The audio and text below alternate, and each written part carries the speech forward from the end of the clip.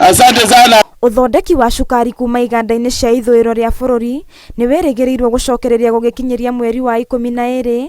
Ũũ nĩ thutha wa thirikari gũkorwo ĩkĩrĩte mĩkana kũrĩ iganda cia gũthondeka cukari na kũgiria gũthĩa igwa, gũkĩrĩkana arĩmi nĩ maragetha igwa ciao itakinyanĩirie ikĩro cia gũkorwo ikĩgethwo. Tulikuwa tumesikia kwamba tumefunga factories sukari, especially those who are in the Western region na Nyando region.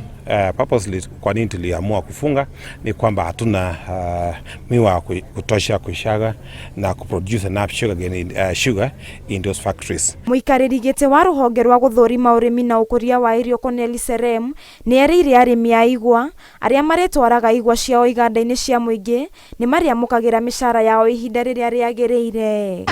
Haya, magobi kwake, asante. Oho Seren nĩ augĩte atĩ thirikari nĩ ĩkũrũgamia ũrehi wa cukari kuma nja wa bũrũri ũgĩkinyeria mweri wa 12 nĩguo kũhe arĩmi kanya ga kwendia cukari ũrĩa marĩ naguo. Quite a number of acreage that under sugarcane has an average of 12 months to 14 months. If we do close for 4 months, quite a number of acreage will actually have mature cane in the next 4 months. So by 1st of December, we'll have enough sugar cane in this country and we'll stop importation of sugar. Ngĩribotera Inoro TV njĩtagwo Wanjirũ wa Marofo.